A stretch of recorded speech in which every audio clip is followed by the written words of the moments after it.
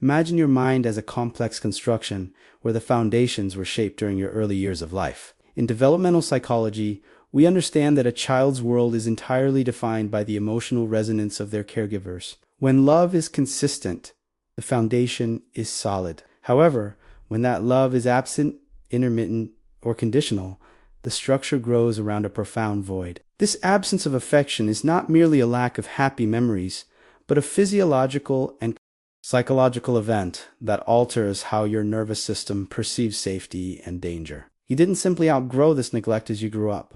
You adapted to it. These attachment wounds become the invisible lens through which you view every relationship, every success, and every failure in your adult life. Attachment wounds are essentially scars on the psyche that determine how we connect with others. When a caregiver is emotionally unavailable, the child internalizes a dangerous message that their needs are not important or that the world is a fundamentally insecure place. This unresolved trauma manifests in adulthood as an incessant search for validation or, conversely, as protective isolation. Modern psychology shows us that the developing brain needs emotional mirroring to learn self. Without this mirror, the resulting adult often feels fragmented, operating under a constant state of alert. What we call personality is often a sophisticated set of survival responses to this original lack that was never properly filled. One of the most exhausting mechanisms that arise from this unstable foundation is relational height. For a child who grew up in an environment where love was unpredictable,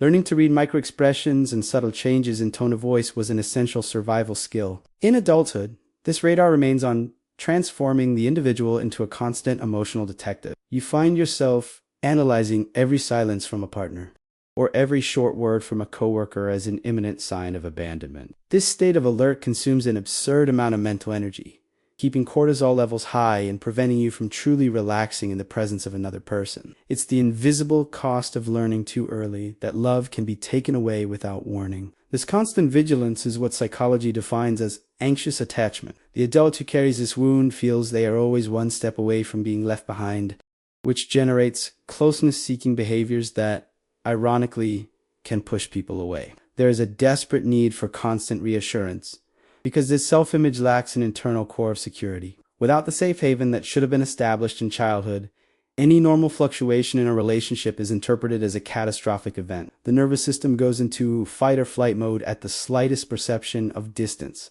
It's a tragic dance between the deep desire for connection and the paralyzing fear that this same connection will be the source of their next great pain. Another intriguing and painful pattern is the rejection of positive affection. It may seem paradoxical that someone who has suffered from a lack of love has difficulty accepting it, but psychology explains this through cognitive dissonance. If you grew up believing you're not worthy of affection, a sincere compliment or a genuine gesture of affection sounds like a lie or a misjudgment on the other person's part. Positive affection conflicts with your internal programming and generates deep, almost physical discomfort. To protect yourself from the disappointment you know is coming, you sabotage the relationship or minimize the gesture. It's safer to maintain the barrier than to allow someone in and prove your negative self-image wrong. This negative core belief of unworthiness is what keeps many adults trapped in cycles of toxic or unsatisfying relationships. There's an unconscious tendency to seek what is familiar, even if the familiar is painful.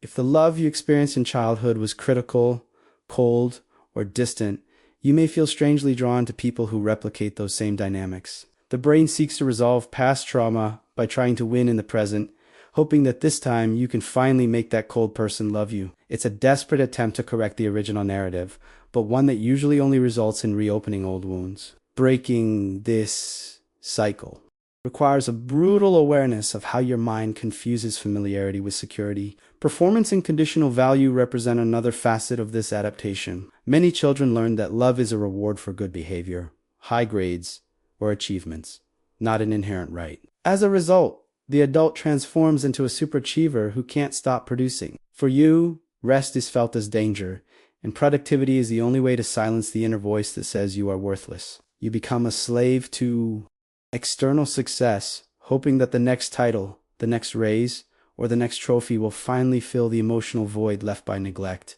It's the pursuit of what we call earned secure attachment, an attempt to buy the right to exist through absolute excellence. This need for perfectionism isn't in fact a shield against criticism, If you are perfect, no one can reject you. If you are indispensable, no one can abandon you. However, this is a trap with no way out, because perfection is unattainable and exhaustion is inevitable. You end up living a life of performance, where your true essence remains hidden under layers of achievements and social masks.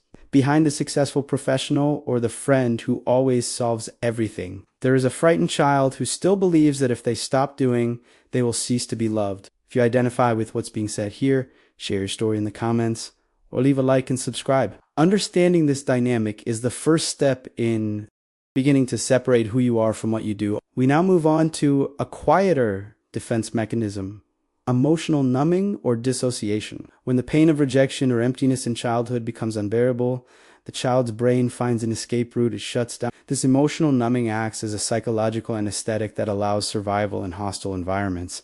But the cost in adulthood is the inability to feel joy or deep connection. You may feel like you're watching your own life through frosted glass, or that your relationships are superficial, no matter how hard you try to get close. It's as if there's a safety lock on your heart that prevents both extreme pain and genuine happiness from fully entering. Dissociation is not a conscious choice, but an automatic response of the nervous system to prolonged trauma. In psychology, we see this as a fragmentation where the person disconnects from their own bodily sensations and emotional needs. This can lead to a state of autopilot, where you fulfill all your social and professional obligations but feel a constant existential emptiness inside. The difficulty in identifying what one feels, a phenomena called alexithymia, is common in adults who have been neglected. Without the emotional training that parental love provides, the person loses the vocabulary of emotions, making intimacy with another person confusing, frightening, and often avoided at all costs to maintain stability. Self-annihilation and the fear of being a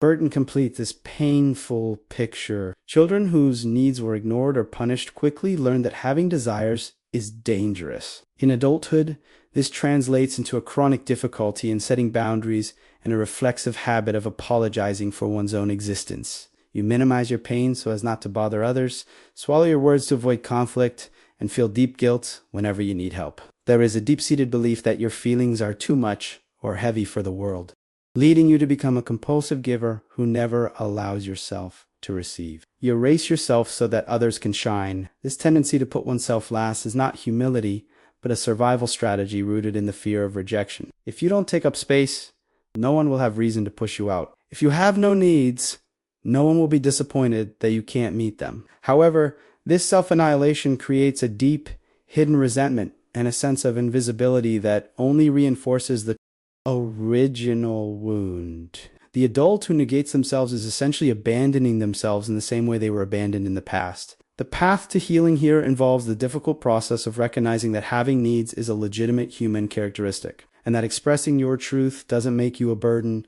but an authentic individual. It's vital to understand that these behaviors don't mean you are a broken or defective person. On the contrary, each of these patterns is a testament to your resilience and the intelligence of your biological system. You developed hypervigilance, perfectionism, and numbness to survive a scenario where love was scarce. These mechanisms were your saviors in the past, although today they function as prisons. The perspective of healing in psychology doesn't seek to erase what happened, but rather to integrate these parts of yourself with compassion. By understanding the origin of your defenses, you begin to gain the power to choose new responses.